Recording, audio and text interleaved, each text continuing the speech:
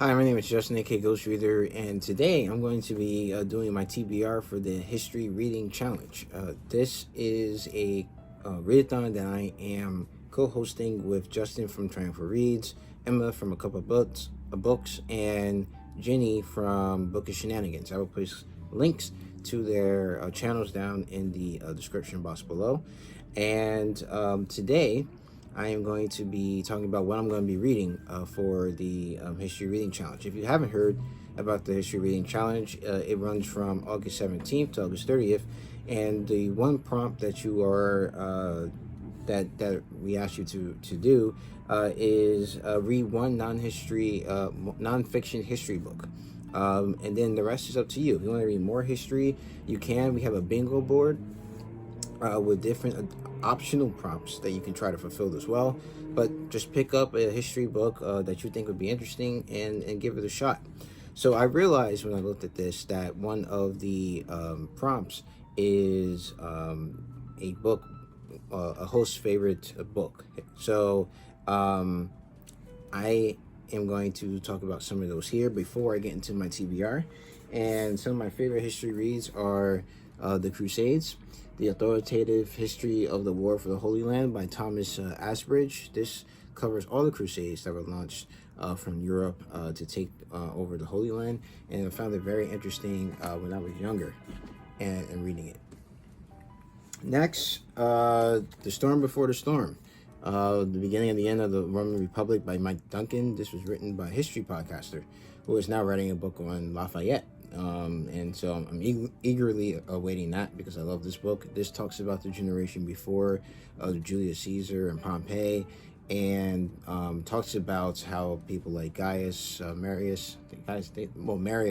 and Sulla basically began put into place some of the things that would cause, by people like Julius Caesar, to cause the end of the Roman Republic. So that was pretty good.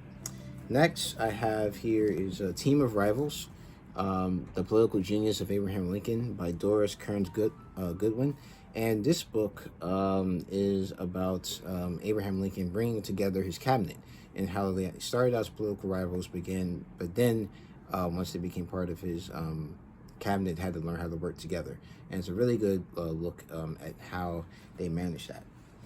And then last but not least is a book that I read this year, The Black Cabinet, The Untold Story of African Americans in Politics During the Age of Roosevelt by Joe Watts.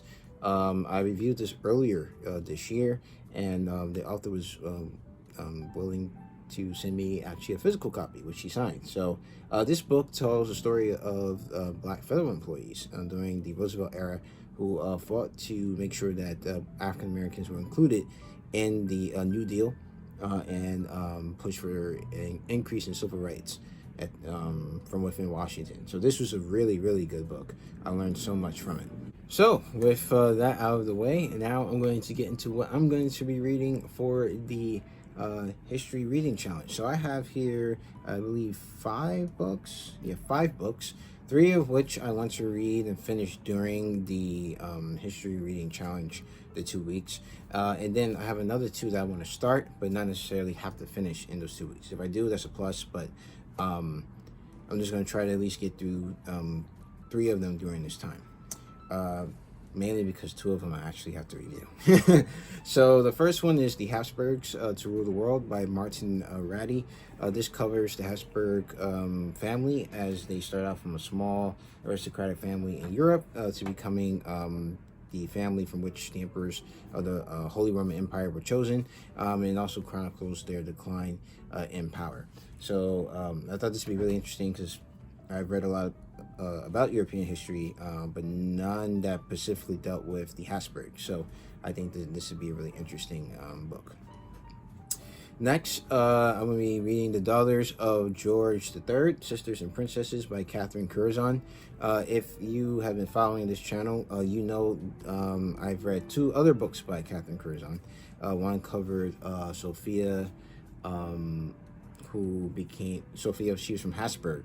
No, not Habsburg. She was from Hanover. And she almost became Queen of England.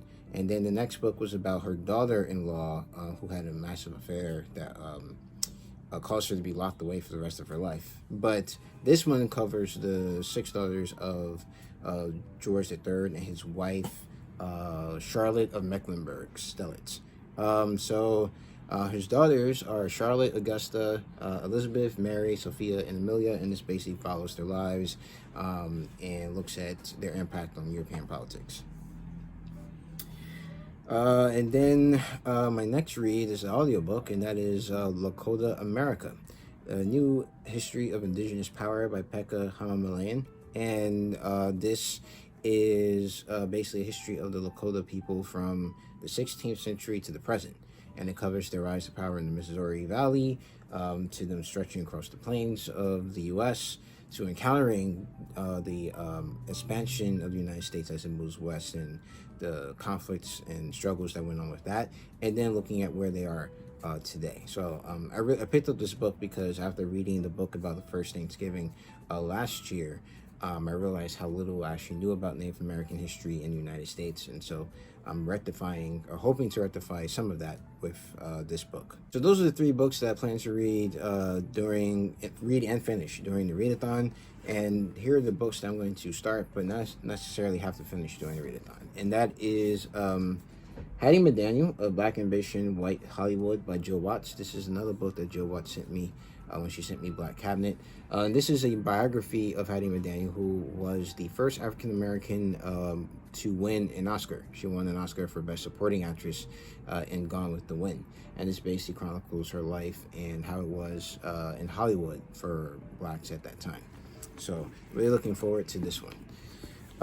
Next is actually don't tell any of the hosts that I've picked this one, because it technically isn't supposed to be on the list. But I thought I'd have a little bit of fun with this, and I picked up J.R.R. Tolkien's The Silmarillion. So the reason I picked this up is technically this is history, because this book basically chronicles the history of Middle Earth from its creation up until I believe about the Third Age. And it talks about how everything was created, where the elves came from, a man, and so technically it's history. It may be fictional, but it's history. But like I said, don't tell any of the hosts that I said this. But yeah, so I'll be reading, or at least starting, the Silmarillion. I also have this as an audiobook, so I'll be listening along as well. So I may actually be able to finish this book during the 2 weeks. So yeah, with that, that's going to be all the books that I plan to read during the history reading challenge. And like I said, have fun, pick books that you think will interest you. And from the bingo board, the prompts, I think I fulfilled a woman author, a book by a black and indigenous person of color, a book that deals with country on a different continent, technically a book that deals about history of a different country, because talking about history of countries in Europe, a macro multidisciplinary history with the Lakota America, a memoir, biography, or autobiography, Hattie McDaniel, and technically this is ancient history, so yeah, so those are the prompts that I kind of hit on the bingo board. So you can do the same thing. You can stretch them as much as you want. Really, this is up to you to decide what you want to read and where your interests lie. So that is it for this video. Let me know down in the comment section below what is your most anticipated read for this reading challenge, and also let me know if you have a TBR so I can go and check it out as well. So that is it for this video. If you like this video, please hit the like button. If you want to see more videos from me, please subscribe.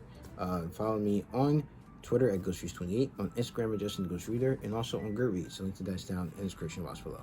So as always, keep reading, and Black Lives Matter.